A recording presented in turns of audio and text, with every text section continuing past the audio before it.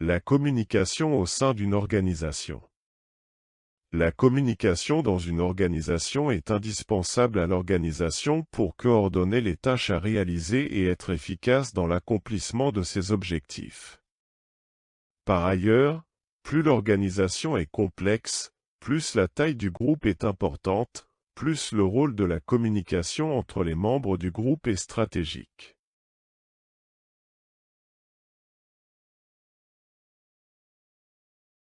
Il existe deux registres de communication au sein d'une organisation ou entreprise. La communication formelle. La communication formelle peut être définie comme les échanges officiels qu'entretiennent deux ou plusieurs personnes dans la hiérarchie, à tous les niveaux quel qu'en soit le sens de communication. La communication informelle. La communication informelle, c'est au contraire de la communication informelle, tous les échanges qui ne circulent pas par le biais officiel et ne tient pas compte des relations hiérarchiques entre les personnes.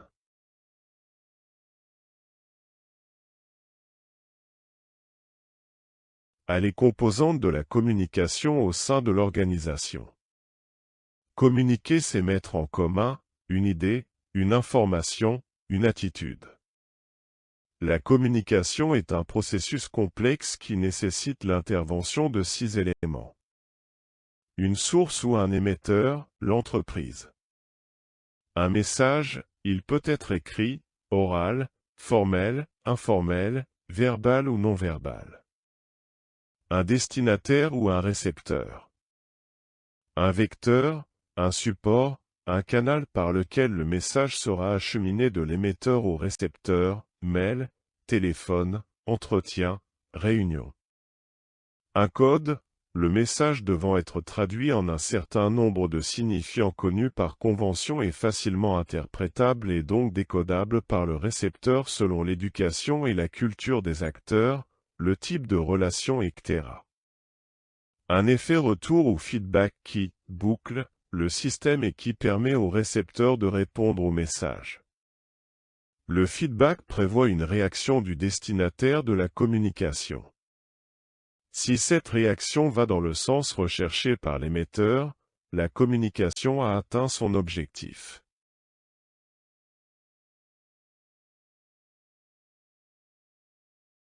B. Les formes de la communication.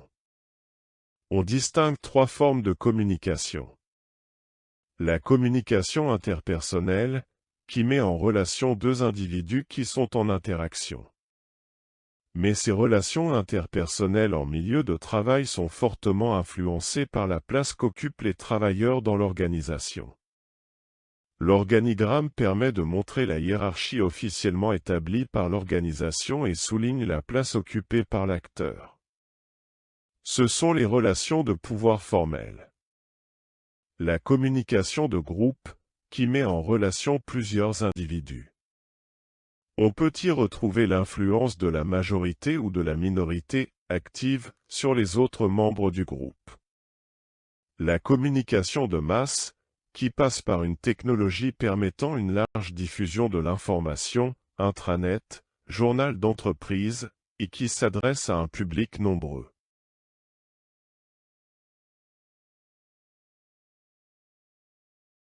C. Les objectifs de la communication. Communiquer en interne permet de faire connaître et adhérer aux finalités de l'organisation, à ses objectifs, ses contraintes et ainsi contribuer à l'implication des acteurs. Communiquer n'est pas simplement partager l'information, mais fédérer les individus autour d'un projet, donner du sens à l'action de l'entreprise et in fine développer la motivation et l'engagement des individus.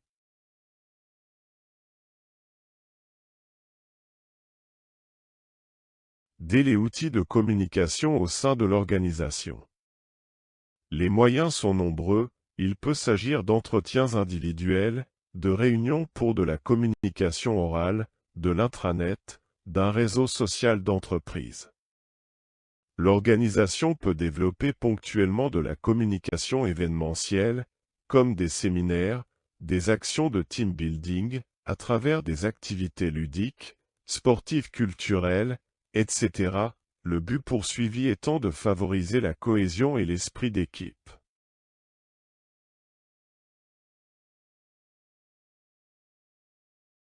Le réseau social d'entreprise. Afin de favoriser les relations fonctionnelles, qui permettent la transmission des informations, le travail en groupe, les entreprises peuvent mettre en place un réseau social d'entreprise, RCE. Le RCE est conçu pour gérer de grands volumes de conversations collaboratives au sein d'équipes et de groupes de projets, communautés. Il s'appuie sur les concepts des réseaux sociaux tels que Facebook ou LinkedIn, mais en intégrant des fonctionnalités destinées aux entreprises. Un RCE n'est plus centré sur le partage de documents ou d'informations, mais sur la conversation et les relations sociales entre les participants. L'objectif est de rechercher des compétences et des expériences permettant à une organisation d'être plus efficace, en dehors d'un organigramme, mais aussi de développer davantage de relations informelles. Communication spontanée basée sur des liens personnels, souvent amicaux, qui se créent en fonction des affinités.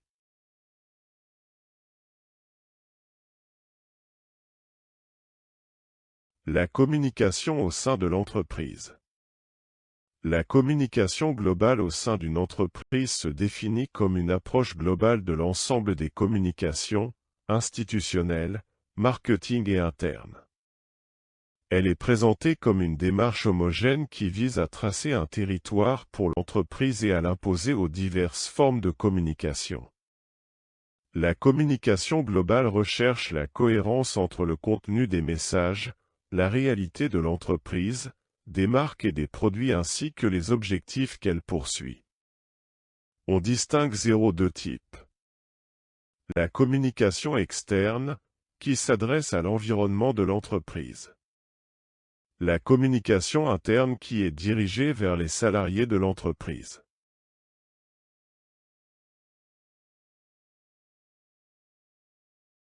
La communication interne.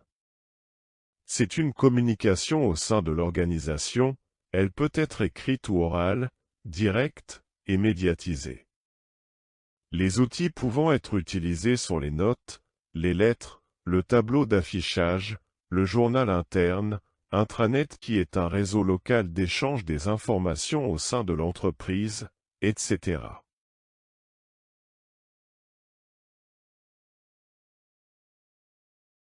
Son but est de construire un dispositif stratégique global, développer un sentiment de cohésion et d'appartenance autour de l'entreprise.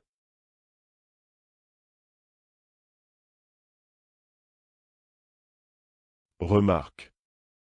La communication interne peut être un moteur de motivation, d'encouragement des salariés afin d'obtenir une cohésion sociale et créer une culture d'entreprise forte. Plus l'entreprise possède un grand nombre de salariés, à des niveaux hiérarchiques variés et dispersés dans différents lieux géographiques, plus sa stratégie de communication interne est plus complexe.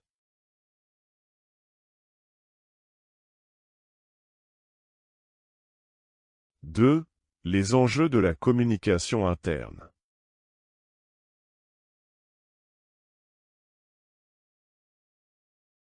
« 1. Informer. L'équipe chargée de la communication interne a pour mission d'élaborer un plan de communication et développer différents moyens et supports afin d'apporter ce même niveau d'information à tous.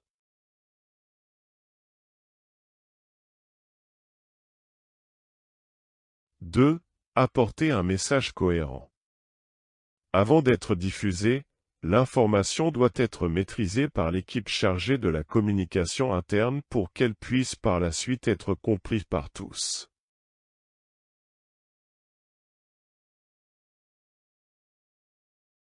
« 3. Donner du sens.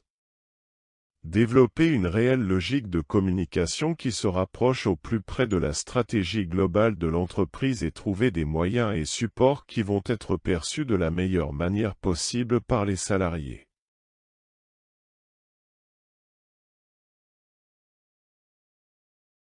« 3. Les actions de la communication interne. L'écoute des besoins et des attentes des salariés. La production d'informations cohérentes avec la stratégie de l'entreprise et adaptée à la cible. La diffusion de l'information se fait à travers des canaux adaptés et par des moyens réalisables. Utilisez l'animation par des informations dynamiques et intéressantes. Conseillez sur des questions en lien avec les informations produites et sur les supports. La planification anticipée dans le temps et dans l'espace, suivant les objectifs à court, moyen ou à long terme.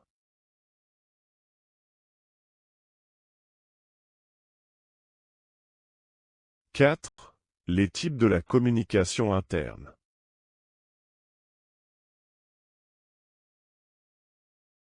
« 4. 1. La communication descendante ou hiérarchique. Elle s'adresse à l'ensemble des salariés. Elle part du haut de la pyramide hiérarchique vers les employés et les ouvriers. C'est la communication dite du « ou vers le bas ». Son but est de diffuser les informations réglementaires, règlements intérieurs, conventions collectives, mesures de sécurité, résoudre les conflits internes, informer et expliquer un projet à l'ensemble du personnel.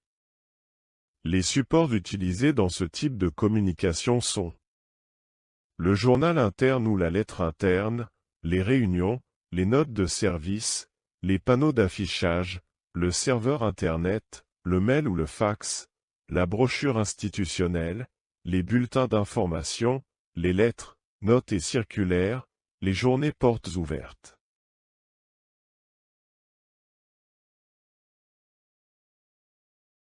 « 4. 2. Communication ascendante ou salariale. Elle part des salariés pour remonter vers la direction. C'est la communication dite du « bas vers le haut ». Elle est provoquée et organisée par les syndicats ou tout autre comité, comme elle peut être spontanée. Elle permet de vérifier et de détecter d'éventuelles anomalies en matière de communication interne dans l'entreprise et faire remonter par la suite à la direction les réclamations et les attentes des salariés, à travers un dialogue et une écoute active. Les supports utilisés dans ce type de communication sont les tracts, les prospectus, le dialogue, la boîte à idées, le journal syndical, l'affichage, les lettres ouvertes, les débats, les réunions d'expression, les enquêtes et sondages, les groupes de concertation, les cercles de qualité.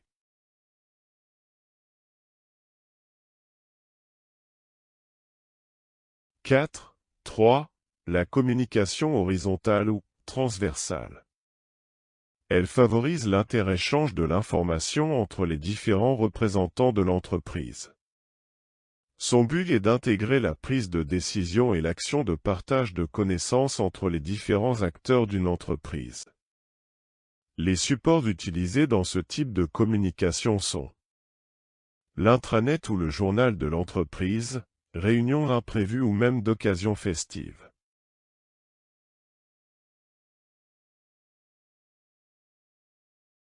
« 5. Les objectifs de la communication interne.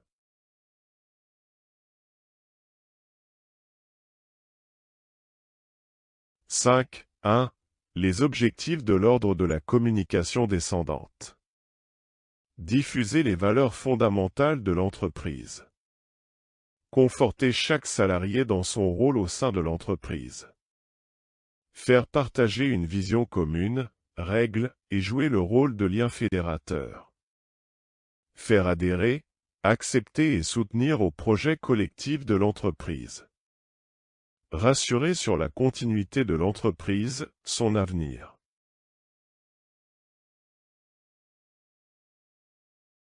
« 5. 2. Les objectifs de l'ordre de la communication ascendante. Faciliter la connaissance du terrain par le bon management optimal. Comprendre le climat social. Être à l'écoute des suggestions d'amélioration, car souvent les meilleures idées viennent du terrain. Être au courant du marché, de la concurrence. Transmettre ses compétences, son savoir-faire. Assurer le renouvellement d'un salarié qui quitte l'entreprise.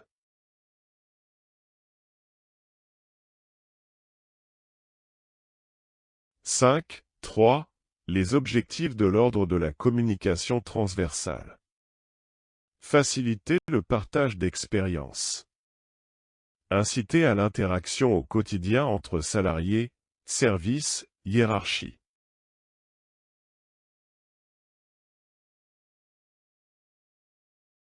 « 6. Les moyens de la communication interne.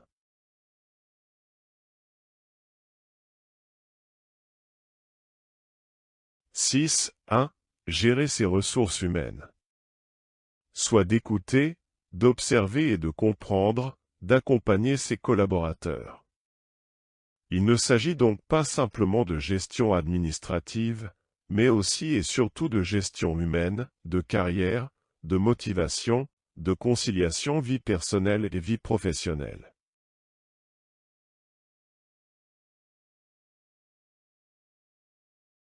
« 6.2. Reconnaître le rôle et la place de chacun dans l'entreprise. Le rôle du DRH et des membres de direction est de reconnaître l'autre et les autres collaborateurs, saluer chaque personne rencontrée dans le couloir, lui sourire, voire lui demander des nouvelles. Simple, mais c'est déjà un élément de cohésion.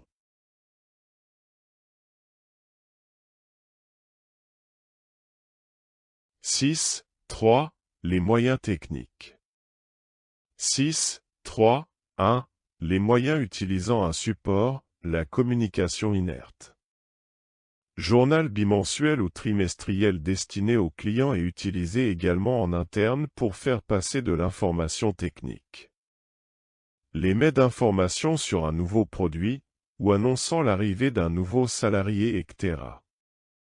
Les boîtes à idées, où chacun peut anonymement ou pas exprimer et faire remonter des propositions, des souhaits, informations ou solutions techniques. Elles n'auront d'efficacité que si elles sont régulièrement relevées, que les propositions seront lues et débattues, avec application de certaines d'entre elles, et explication pour d'autres. Les tableaux d'affichage destinés à tous, pour une information simple et récurrente. Cahier de consignes recommandations, conseils. 6.3.2. Les moyens liés à la collectivité et à l'entreprise, la communication interactive. Les représentants du personnel, délégués, syndicats. Des réunions hebdomadaires, mensuelles qui permettent le partage d'informations et à de la communication sur l'entreprise, les informations qui peuvent être communiquées. Selon le type d'information qui doit être communiquée, les moyens à utiliser seront différents ainsi, l'information obligatoire doit être diffusée et prononcée. Elle sera retenue grâce à des documents, supports, vus fréquemment. Quant à l'information spontanée, officieuse, qui émerge d'un coup de bouche à oreille, elle sera plus valorisée dans la communication interactive.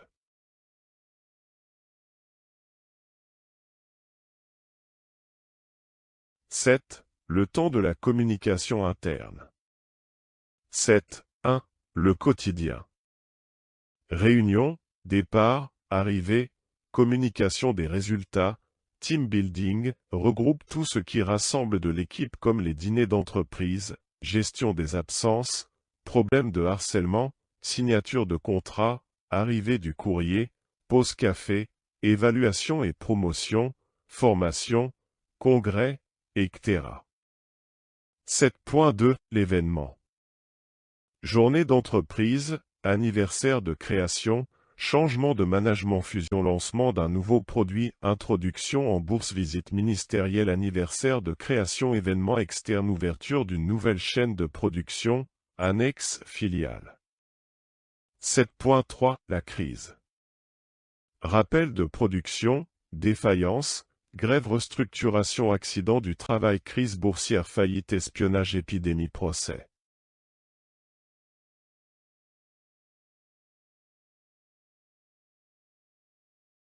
Merci pour votre attention.